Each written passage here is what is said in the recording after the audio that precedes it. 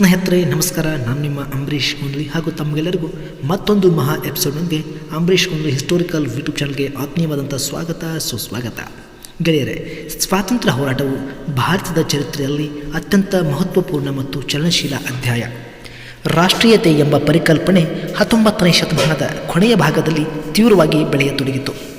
ವಿದೇಶಿಯರ ವಿರುದ್ಧ ಹೋರಾಡುವ ಪ್ರಯತ್ನಗಳನ್ನು ರಾಜಪ್ರಭುತ್ವಗಳು ಮಾಡಿದ್ದು ಈ ಮೊದಲು ಅನೇಕ ಬಾರಿ ಕಾಣುತ್ತವೆ. ಹಾಗಾಗಿ ವಿದೇಶಿ ಸಾಮ್ರಾಜ್ಯ ಶಕ್ತಿಗಳ ವಿರುದ್ಧ ಹೋರಾಟ ಮಾಡಿದ ಕಾರಣದಿಂದ ಅವರ ಪ್ರಯತ್ನಗಳನ್ನು ರಾಷ್ಟ್ರೀಯ ಹೋರಾಟದ ಆರಂಭಿಕ ಕುರುಹುಗಳು ಎನ್ನಬಹುದು. ಸ್ನೇಹಿತರೆ, ಹಾಗಾದರೆ ಆ ಆರಂಭಿಕ ಕುರುಹುಗಳು ಯಾವುವು ಎಂಬುದನ್ನು ಈ ವಿಡಿಯೋದಲ್ಲಿ ನಾವು ನೋಡ್ತಾ ಹೋಗೋಣ. ಹಾಗಾದರೆ ಬನ್ನಿ ವಿಡಿಯೋನ ಪ್ರಾರಂಭ ಮಾಡೋಣ.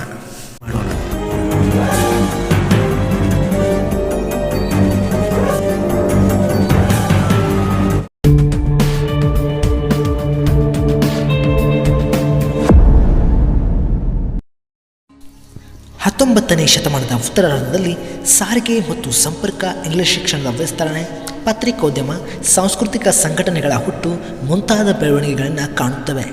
ಆದರೆ ಬರಗಾಲಗಳು ಮತ್ತು ಬ್ರಿಟಿಷ್ ಆರ್ಥಿಕ ನೀತಿಗಳು ಸೃಷ್ಟಿಸಿದ ಬಿಕ್ಕಟ್ಟುಗಳಿಂದ ಜನರು ನಲಿಗೆ ಹೋಗ್ತಾರೆ. ಸ್ನೇಹಿತರೆ, ಈ ಪರಿಣಾಮಗಳಿಂದ ಬ್ರಿಟಿಷ್ ವಿರೋಧಿ ಆಕ್ರೋಶವನ್ನು ಭಾರತೀಯರು ವ್ಯಕ್ತಪಡಿಸಲು ಪ್ರಾರಂಭ ಮಾಡ್ತಾರೆ.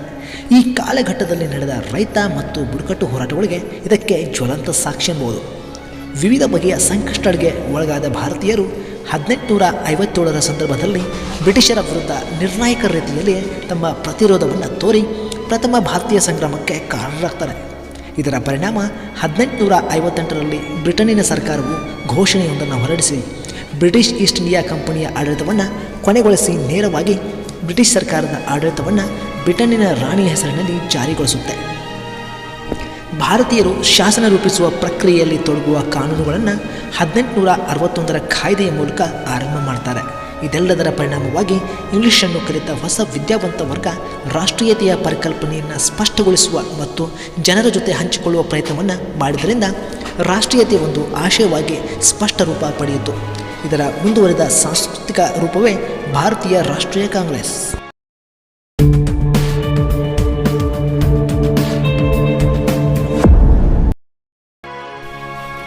ಭಾರತವು 1857ರ ಪ್ರಥಮ ಸ್ವಾತಂತ್ರ್ಯ ಸಂಗ್ರಾಮದ ಘಟನೆಯ ನಂತರ ರಾಜಕೀಯ ಪರ್ವವನ್ನು ಕಾಣಲಾರಂಭಿಸಿತು. ರಾಷ್ಟ್ರೀಯ ದೃಷ್ಟಿಕೋನವನ್ನು ಹೊಂದಿದ್ದ ಅನೇಕ ಹೊಸ ಸಂಘಟನೆಗಳು ವಿದ್ಯಾವಂತ ಭಾರತೀಯರ ನೇತೃತ್ವದಲ್ಲಿ ಪ್ರಾರಂಭವಾದ ದ ಹಿಂದೂ ಮೇಳ, the East Indian association, Poona ಸಾರ್ವಜನಿಕ ಸಭಾ ಮತ್ತು ದ ಇಂಡಿಯನ್ ಅಸೋಸಿಯೇಷನ್ ಮುಂತಾದವು ಪ್ರಮುಖವಾಗಿದ್ದವು. ಪತ್ರಿಕೆಗಳು ಬ್ರಿಟಿಷ್ ಸರ್ಕಾರದ ಧೋರಣೆಗಳನ್ನು ವಿರೋಧಿಸತೊಡಗಿದವು. ಪತ್ರಿಕಾ ಸ್ವಾತಂತ್ರ್ಯವನ್ನು ಮೊಟಕುಗೊಳಿಸಲು ವರ್ನಾಕ್ಯುಲರ್ ಪ್ರೆಸ್ ಕಾಯ್ದೆಯನ್ನು ಬ್ರಿಟಿಷ್ ಸರ್ಕಾರ ಲಾರ್ಡ್ ಲಿಟ್ಟನ್ನರ ಕಾಲದಲ್ಲಿ ಜಾರಿಗೊಳಿಸಿತು. ಈ ಹಿನ್ನೆಲೆಯಲ್ಲಿ ಕಾಂಗ್ರೆಸ್ಸಿನಂತಹ ರಾಷ್ಟ್ರೀಯ ಸಂಘಟನೆಯ ಹುಟ್ಟು ಅನಿವಾರ್ಯವಾಯಿತು. ಸ್ನೇಹಿತರೆ,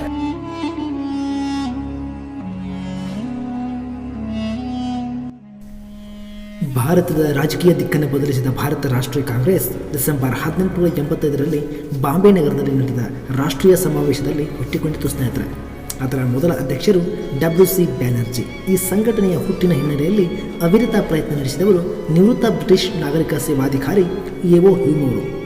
ಬಾಂಬೆ, ಮದ್ರಾಸ್ ಮತ್ತು ಕಲ್ಕತ್ತಾ ಕೇಂದ್ರಗಳಲ್ಲಿದ್ದ ರಾಜಕೀಯ ನಾಯಕರನ್ನು ಭೇಟಿ ಮಾಡಿ ಅವರುಗಳ ಜೊತೆ ಸಾರ್ವಜನಿಕ ಹಿತಾಸಕ್ತಿಯುಳ್ಳ ವಿಷಯಗಳನ್ನು ಚರ್ಚೆ ಮಾಡ್ತಾರೆ. ಇವರ ಫಲವೇ ಕಾಂಗ್ರೆಸ್ ಸಂಸ್ಥೆಯ ಸ್ಥಾಪನೆ. ಆರಂಭಿಕ ಸಭೆಯಲ್ಲಿಯೇ ಕಾಂಗ್ರೆಸ್ ತನ್ನ ಪ್ರಮುಖ ಉದ್ದೇಶ ರಾಷ್ಟ್ರೀಯ ಐಕ್ಯತೆಯನ್ನು ಸಾಧಿಸಿ ಬೆಳೆಸುವುದು ಎಂದು ಸಾರಿತು.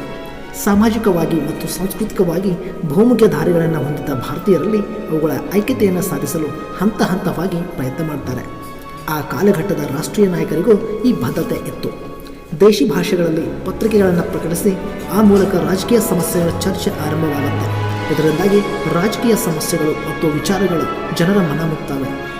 ಭಾರತೀಯ ರಾಷ್ಟ್ರೀಯ ಕಾಂಗ್ರೆಸ್ಸಿನ ಬಲವರ್ಧನೆಯನ್ನು ಗಮನಿಸಿದ ಬ್ರಿಟಿಷರು ತಮ್ಮ ಒಡೆದು ಆಳುವ ನೀತಿಯನ್ನು ಜಾರಿಗೆ ತರ್ತಾರೆ. ಸ್ನೇಹಿತರೆ, ಹಿಂದೂ ಮುಸ್ಲಿಮರನ್ನು ಬೇರ್ಪಡಿಸುವ ರಾಜಕೀಯ ತಂತ್ರಗಾರಿಕೆಯನ್ನು ಜಾರಿಯಲ್ಲಿ ತರುವ ಪ್ರಯತ್ನ ಪ್ರಾರಂಭ ಮಾಡ್ತಾರೆ.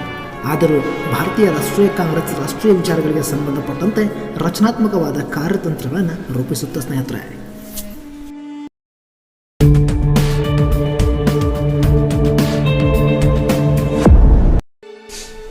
ಸಾಂಪ್ರದಾಯಿಕವಾಗಿ ಭಾರತೀಯ ರಾಷ್ಟ್ರೀಯ ಕಾಂಗ್ರೆಸ್ನ ಪ್ರಾರಂಭದ 20 ವರ್ಷಗಳನ್ನು ಮಂದಗಾಮಿ ಯುಗ ಎನ್ನುತ್ತಾರೆ.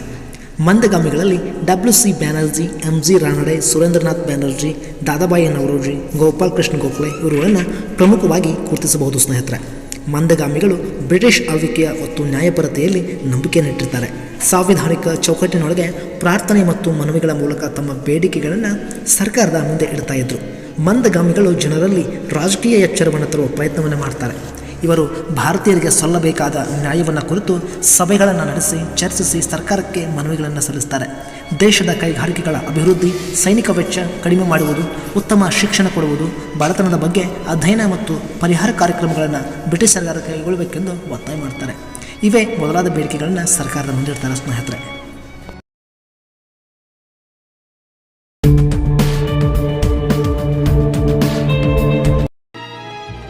ಮಂದಗಾಮಿಗಳ ಬ್ರಿಟಿಷ್ ಬಗೆಗಿನ ಮೃದು ಧೋರಣೆಯಿಂದ ಕಾಂಗ್ರೆಸ್ಸಿಗರಲ್ಲೇ ಅಸಂತುಷ್ಟರಾಗಿದ್ದ ಇನ್ನೊಂದು ಗುಂಪು ಇವರನ್ನು ರಾಜಕೀಯ ಭಿಕ್ಷುಕರು ಎಂದು ಕರೆದರು. ಮಂದಗಾಮಿಗಳ ಮೃದು ಧೋರಣೆಯನ್ನು ಟೀಕೆ ಮಾಡುತ್ತಾ ತೀವ್ರವಾದ ನಿಲುವುಗಳನ್ನು ಪ್ರತಿಪಾದಿಸುತ್ತಾ ಬಂದ ಬಣವನ್ನು ತೀವ್ರವಾದಿಗಳೆಂದು ಗುರುತಿಸಲಾಗಿದೆ. ಅರಬಿಂದೋ ಘೋಷ್, ಬಿಪಿನ್ ಚಂದ್ರಪಾಲ್, ಲಾಲಾ ಲಜಪತ್ ರಾಯ್ ಮತ್ತು ಬಾಲಗಂಗಾಧರ್ ತಿಲಕ್ ಮುಂತಾದವರು ಈ ಬಣದ ಪ್ರಮುಖರಾಗಿರ್ತಾರೆ. ಸಂವಿಧಾನಾತ್ಮಕ ಕಾಯ್ದೆಗಳ ಮೂಲಕ ಭಾರತೀಯರಿಗೆ ಶಾಸನ ಸಭೆಗಳಿಗೆ ನಾಮನಿರ್ದೇಶನ ಮಾಡುವ ಮೂಲಕ ಮಹದುಪಕಾರ ಮಾಡುತ್ತೇವೆಂಬ ಬ್ರಿಟಿಷರ ಧೋರಣೆಯನ್ನು ಬಲವಾಗಿ ವಿರೋಧ ಮಾಡ್ತಾರೆ.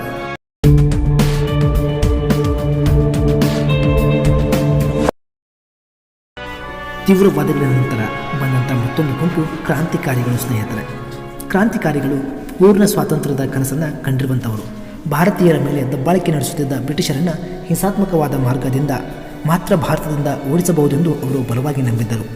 ಇವರುಗಳು ರಹಸ್ಯ ಸಂಘಗಳ ಮೂಲಕ ಭಾರತದಲ್ಲಿ ಮತ್ತು ವಿದೇಶಗಳಲ್ಲಿ ತಮ್ಮ ಶಾಖೆಗಳನ್ನು ಸ್ಥಾಪಿಸಿ ಹಣಕಾಸು ಶಸ್ತ್ರಾಸ್ತ್ರಗಳನ್ನು ಸಂಗ್ರಹಿಸುವ ಕಾರ್ಯದೊಂದಿಗೆ ಕ್ರಾಂತಿಕಾರಿಗಳಿಗೆ ತರಬೇತಿಯನ್ನು ನೀಡುತ್ತಾರೆ. ಇಂಗ್ಲೆಂಡಿನಲ್ಲಿ ಲೋಟಸ್ ಮತ್ತು ಡಾಗರ್ ಎನ್ನುವ ಗುಪ್ತ ಸಂಘಟನೆ ಹುಟ್ಟು ಹಾಕ್ತಾರೆ ಸ್ನೇಹಿತರೆ. ಈ ರೀತಿ ಸ್ವಾತಂತ್ರ್ಯ ಚಳವಳಿಯಲ್ಲಿ ಹಲವಾರು ಗುಂಪುಗಳು ಭಾಗವಹಿಸುವುದರ ಮೂಲಕ ಬ್ರಿಟಿಷರ ವಿರುದ್ಧ ಹೋರಾಡ್ತಾರೆ ಸ್ನೇಹಿತರೆ. ಇದು ರಾಷ್ಟ್ರೀಯತೆಯ ಉದಯ ಅಂತ ಹೇಳಿ ನಾವು ಕರಿಬೋದು ಸ್ನೇಹಿತರೆ.